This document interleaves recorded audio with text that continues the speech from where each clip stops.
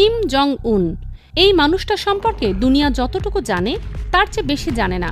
যিনি ইরানের সর্বোচ্চ নেতা আয়াতুল্লাহ খামেনির সাথে দশকের পর দশক ধরে এমন একটা সম্পর্ক গড়ে তুলেছেন যা কোনো কূটনৈতিক দলিলে পুরোপুরি ধরা পড়ে না। যিনি ডোনাল্ড ট্রাম্পের সাথে একেবারেই পাতে না। দুই মেরুর দুই মানুষ তারা। আর ইসরায়েলের প্রধানমন্ত্রী বেনিয়ামিন নেতানিয়াহুকে তিনি প্রকাশ্যে ক্যান্সার বলে গালি দিয়েছেন, কোনো রাখঢাক না রেখেই। ঠিক এই জায়গাটা থেকেই আসল ভয়ের সূচনা। চিন্তা করুন একবার, যে পারমাণবিক বোমার আতঙ্কে আমেরিকা ইরানের ভেতর ঢুকে মিসাইল বর্ষণ করছে, যে পারমাণবিক কর্মসূচির ভয়ে নেতানিয়াহুর যুদ্ধবিমান ইরানের আকাশে বোমা ফেলছে, সেই পারমাণবিক বোমা উত্তর কোরিয়ার কিম জং উনের কাছে এই মুহূর্তে 50টিরও বেশি মজুদ আছে। 50টি। আর শুধু মজুদ নয়, প্রতি বছর আরও 6 থেকে 12টি নতুন পারমাণবিক বোমা তৈরির ক্ষমতাও তার হাতে রয়েছে। তার আন্তঃমহাদেশীয় ক্ষেপণাস্ত্র সরাসরি আমেরিকার মূল ভূখণ্ডে আঘাত হানতে পারে। ইসরায়েলকে মানচিত্র থেকে মুছে দেওয়ার ক্ষমতাও তার আছে। আর সবচেয়ে লোমহর্ষক তথ্য হল, ইরানকে পারমাণবিক শক্তিধর রাষ্ট্র বানানোর পেছনে কিম জং উনের হাত আছে বলে বহু আন্তর্জাতিক গোয়েন্দা সংস্থা দাবি করে আসছে। তাহলে এখন যদি কিম সিদ্ধান্ত নেন যে তিনি তার পুরনো বন্ধু খামেনিকে বাঁচাতে এগিয়ে আসবেন, তাহলে কি দাঁড়াবে? সেটা কল্পনা করলে মেরুদণ্ড দিয়ে শীতল স্রোত বয়ে যায়। কারণটা খুব পরিষ্কার। কিম জং উনের সামনে ট্রাম্পের মুখ থেকে কথা বের হয় না। নেতানিয়াহু কিমের বিষয়ে টু শব্দ করার সাহস রাখেন না। উত্তর কোরিয়ার পারমাণবিক শক্তির বিরুদ্ধে ব্যবস্থা নেওয়ার হিম্মত ট্রাম্পের কোনোদিন হয়নি। তিনি জানেন কিম এমন একজন মানুষ যিনি কারো কথা শোনেন না, কারো চাপ নেন না, আর কারো হুমকিতে 1 ইঞ্চিও নড়েন না। কিম এই মুহূর্তে চুপ আছেন ঠিকই, কিন্তু তার এই নীরবতাই হয়তো সবচেয়ে বড় বিপজ্জনক সংকেত। এই পুরো লড়াইটার মূলে আছে পারমাণবিক অস্ত্র। কিম জং উন বুঝতে পারছেন, ইরানের পারমাণবিক কর্মসূচি যদি একবার শেষ হয়ে যায়, তাহলে ট্রাম্পের উৎসাহ শতগুণ বাড়বে। পরের টার্গেট হবে কে? উত্তর কোরিয়া ছাড়া আর কে হতে পারে? ট্রাম্প নিজেও জানেন কিম একটা দিক নির্দেশনাহীন ক্ষেপণাস্ত্রের মতো। কখন কোন দিকে মোড় নেবে কেউ বলতে পারে না। এমন মানুষের হাতে 50টা পারমাণবিক বোমা থাকা যে পৃথিবীর জন্য কতটা ঝুঁকিপূর্ণ, সেটা ট্রাম্প বোঝেন ভালোই। আর কিম নিজেও বোঝেন। আজ হোক বা কাল ট্রাম্প তার পারমাণবিক শক্তি নিয়ে প্রশ্ন তুলবেই। সেদিন সবার আগেই কিমকে নিজের অবস্থান শক্ত করতে হবে। তাহলে কি ট্রাম্পকে ঠেকাতেই কিম খামেনিকে বাঁচাতে আসছেন? এই আশঙ্কাটা যতটা ভয়ানক শোনায়, পিছনের গল্পটা তার চেয়েও গভীর। উত্তর কোরিয়ার ভেতরে এই মুহূর্তে এমন কিছু ঘটছে যা বাইরের পৃথিবী জানে না। কিম জং উন নিজের শরীর নিয়ে আতঙ্কিত। উচ্চ রক্তচাপ আর ডায়াবেটিস তাকে ভেতর থেকে খেয়ে ফেলছে। মৃত্যুর ভয় ঢুকে গেছে তার মনের ভিতরে। ভাবছেন তিনি চলে গেলে উত্তর কোরিয়ার কি হবে? এই পারমাণবিক শক্তির ভয় কে ধরে রাখবে?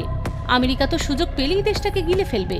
এই ভাবনা থেকেই কিম নিজের রক্তের ধারা দিয়ে আরেকটা লাইন টানার প্রস্তুতি নিচ্ছেন।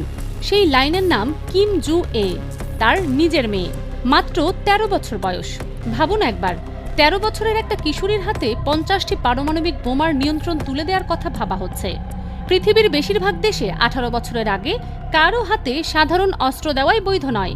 অথচ কিম জং উন পুরো দমে প্রস্তুতি নিচ্ছেন নিজের মেয়েকে সেই অকল্পনীয় ক্ষমতা বুঝিয়ে দিতে। মাত্র 48 ঘন্টা আগে পিয়ংইয়ংয়ে ক্ষমতাসীন কোরিয়ান ওয়ার্কার্স পার্টির 9ম কংগ্রেস অনুষ্ঠিত হয়েছে। সেখানে কিম আর তার মেয়ে কিম জুয়ে একই ধরনের জ্যাকেট পরে হাজির হয়েছিলেন।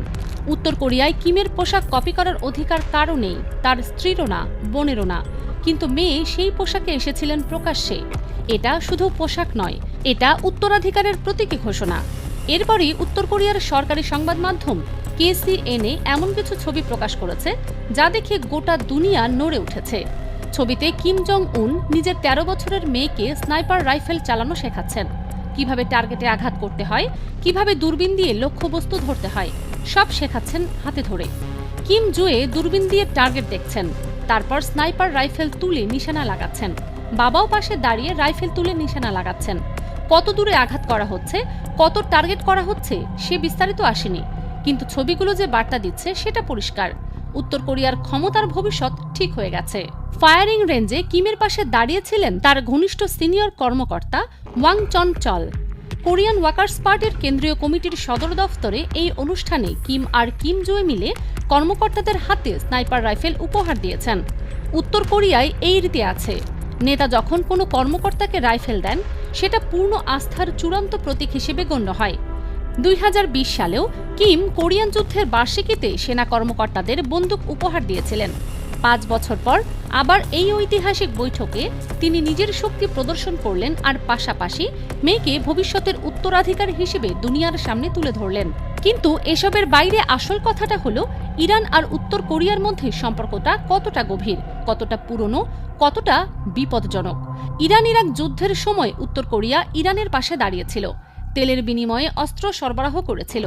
ইরানের শাহাব 3 মিসাইল উত্তর কোরিয়ায় নোল্ড মিসাইলের হুবহু নকল, কোররাম শহর মিসাইল মুসুদানের কপি, সিজিল মিসাইল SKN-1 SBL এর প্রতিরূপ। 2003 সাল থেকে উত্তর কোরিয়া ইরানকে পারমাণবিক প্রযুক্তিতে সরাসরি সাহায্য করে আসছে। 2012 সালে দুই দেশের মধ্যে প্রযুক্তিগত সহযোগিতার আনুষ্ঠানিক চুক্তিও স্বাক্ষরিত হয়।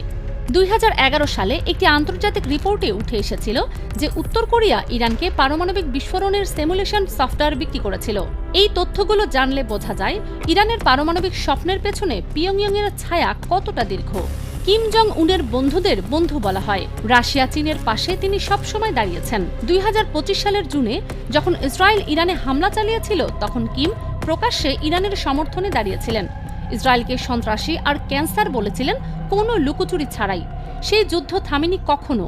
কিম সেই সময়ই পূর্ব সাগরে একসাথে 10টি মিসাইল ছুড়ে দিয়েছিলেন, ঠিক যখন দক্ষিণ কোরিয়া, আমেরিকা আর জাপান যৌথ সামরিক মহড়া চালাচ্ছিল। 1 বছর পর আবার সেই একই ছবি ফিরে এসেছে। 9 থেকে 19 মার্চ ফ্রিডম শিল্ড নামে যৌথ সামরিক মহড়া আসছে দক্ষিণ কোরিয়া আর আমেরিকার। আবারও ইসরায়েল ইরানে হামলা করেছে, আবারও আমেরিকা প্রকাশ্যে মিসাইল বর্ষণ করছে। পরিস্থিতি যেন 1 বছর আগের আয়নার প্রতিবিম্ব। একই ঘটনা, একই আতঙ্ক, একই প্রশ্ন। কিম আগেই সতর্কবাণী দিয়ে রেখেছেন, বলেছেন তিনি ইরান নন। উত্তর কোরিয়ার নিরাপত্তার হুমকি এলে, পারমাণবিক কর্মসূচিতে বিপদ দেখা দিলে দক্ষিণ কোরিয়াকে পুরোপুরি মুছে ফেলার আর তাদের মিত্রদের শিক্ষা দেওয়ার ক্ষমতা তার আছে। পার্টি বৈঠকের শেষ দিনে তিনি এই হুমকি দিয়েছেন সরাসরি। বিশেষ করে আমেরিকাকে উদ্দেশ্য করে বলেছেন, পারমাণবিক কর্মসূচি বাড়াতে তিনি কোমর বেঁধে নেমেছেন। আমেরিকা যদি উত্তর কোরিয়ার বর্তমান পারমাণবিক মর্যাদা মেনে নেয়, শত্রুতামূলক নীতি থেকে সরে আসে, তবেই সম্পর্ক ভালো হওয়ার সম্ভাবনা আছে। কিন্তু আমেরিকার জবাব কিমকে আরও ক্ষুব্ধ করেছে। ফ্রিডম শিল্ড মহড়ার উদ্দেশ্য হিসেবে বলা হয়েছে উত্তর কোরিয়ার গণবিধ্বংসী অস্ত্র ঠেকানো। কিমের পরই দক্ষিণ কোরিয়াকে সবচেয়ে বড় শত্রু ঘোষণা করে বলেছেন, কিছু করলে নামও নিশানা মুছে যাবে। দক্ষিণ কোরিয়ার প্রেসিডেন্ট লি জায়ে মিয়ংয়ের সম্পর্ক উন্নয়নের চেষ্টাও ব্যর্থ হয়েছে, কারণ কিম যা চান তাই করেন। এই সত্যটা পৃথিবী বারবার দেখেছে। ট্রাম্প গোটা দুনিয়াকে হুমকি দেন, দেশের পর দেশকে শুল্কের বোঝায় চাপা দেন, ইরানের ভেতরে ঢুকে মিসাইল মারেন। কিন্তু কিম জং উনের সামনে মুখ খুলতে ভয় পান, কারণ ট্রাম্প জানেন কিম সেই মানুষ যিনি ভয় পান না, পিছু হটেন না, আর হুমকিতে দমে যান না। এখন ইরানের ওপর এই তাণ্ডবের পর কিম আবার সতর্ক হয়ে গেছেন। তার চোখে ইরানের পতন মানে তার নিজের ভবিষ্যতের ওপর সরাসরি আঘাত। আর শেষ প্রশ্নটাই সবচেয়ে ভয়ঙ্কর, সবচেয়ে লোমহর্ষক। কিম কি তার পুরনো বন্ধু খামেনির পাশে গিয়ে দাঁড়াবেন? আমেরিকার বিরুদ্ধে কি তিনি একটা নতুন ফ্রন্ট খুলবেন? যদি তিনি এই সিদ্ধান্ত নেন, তাহলে মধ্যপ্রাচ্যের এই যুদ্ধ আর আঞ্চলিক থাকবে না, সেটা হয়ে যাবে পৃথিবী কাঁপানো তৃতীয় বিশ্বযুদ্ধের সূচনা। আর সেই যুদ্ধে কে জিতবে, কে হারবে, সেটা কেউ জানে না। শুধু এটুকু নিশ্চিত যে হারবে মানব সভ্যতা।